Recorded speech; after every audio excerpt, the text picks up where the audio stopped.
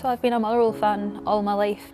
Didn't really have a choice when I was born. My dad rung it right into me.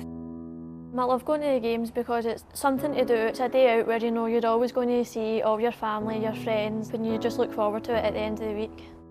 You know, there's been a lot of change in this area, deindustrialisation of the landscape, you know, significant challenges when it comes to employment and jobs and industry. But one of the true constants of Lanarkshire and North Lanarkshire in particular has been Motherwell Football Club. When you walk into Fir Park every Saturday, you see the same faces. You always say hello. You might not know their names, but you know who they are.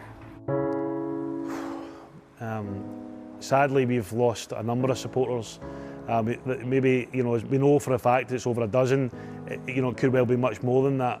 It's such a tragedy, suicide, and the causes of suicide make it even more difficult to comprehend.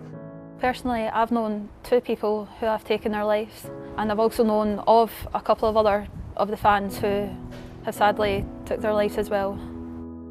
Craig I would often see at Fir Park when I was coming to the games. He was a real gentle soul, but he had his own struggles, and not many of us was aware of that. To lose him like that, it's been a struggle for many of his really close friends and family. Obviously they still come to Fir Park, but they're sitting next to an empty seat now, or somebody else has taken that seat, and every game that they attend is a reminder of he should also be there with them. Jack was always like a prankster, like jokester, full of jokes all the time. He was a really lovely boy, like quite quiet, but I suppose his friends and family wouldn't say that. We actually met through one of our like mutual friends, and then we ended up just getting closer. We were together for 4 years and then friends for like 2 years on top of that. He liked football as well. Half his family Motherwell, half his family Celtic, but he always went to more Motherwell games than what he did Celtic, and you could see him wearing Motherwell tops every other weekend. My mum came running out. I was out a walk with my dogs, and she was going round the streets trying to find me, and she's like, give me your phone, and I was like, what, am I in trouble? And then she was like, your dad's coming down to talk to you. So then my dad sat me down when we were in the house, and he explained what happened, and I just didn't believe it. The fact that it was real, like nobody wanted to believe what had happened. Alex was a really close friend of my brother. I would see him out at all the games quite often. We would be in the pub together. I've seen firsthand how much it's impacted my brother especially, and trying to support him through that to ensure, you know, that nobody else makes the same choice has been really difficult. I was kind of angry. I was just so confused because I didn't know why he'd done it or like what had happened, and yeah, it was just like a shock.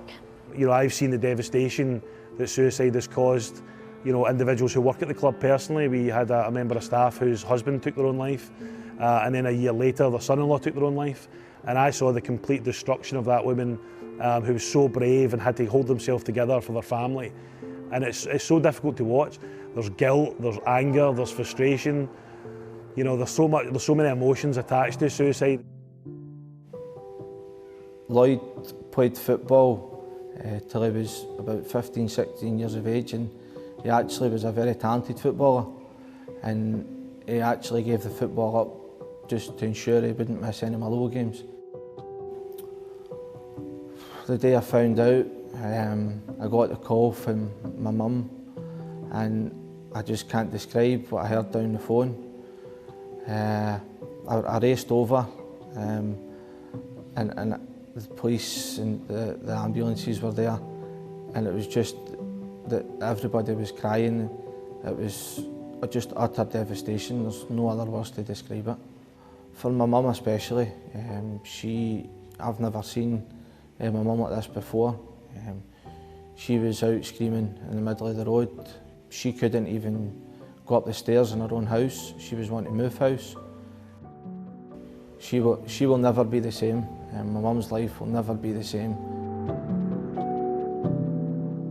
2018, we went on a family holiday, and that was the last time we seen him laugh and smile and enjoy himself. I'm happy we managed to get that holiday because that was the last time we seen him at his happiest. I've had the pleasure to meet Lloyd and call him my brother, but unfortunately my kids and my nephew won't be able to see their Uncle Lloyd.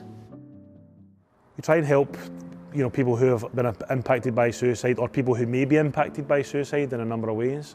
You'll see around about Fir Park here that we have various signposting here for helpline numbers, where people can, if they're feeling suicidal or they're struggling with their mental health, that they can phone experts and get some help, and that's done through the match programme. Some of the stadium signage here and there, a lot of our social media and our digital content has those sorts of helpline numbers, and we think that's really important. We've had one example. I had a supporter contact me a few years ago who told me that they're in a phone box in a nearby town in Paisley thinking about taking their own life, and it was actually the signposting here and the helpline number that they remembered from their time at Fir Park that allowed them to get ultimate help, and that one message from that supporter told me that everything that we do here at Fir Park, everything that we do at Motherwell Football Club in this area, the dedication that we have to try and combat suicide is worth it, because one person managed to get the help there, and how much value do you place in that one person's life? Since the tragedies that have happened around the club, I have noticed a lot more fans speaking to each other and speaking out, even on social media, about their own personal struggles, and that's been a real positive thing to see. You need to remember there is always people around you that you can talk to, like family, friends, strangers, whoever it is.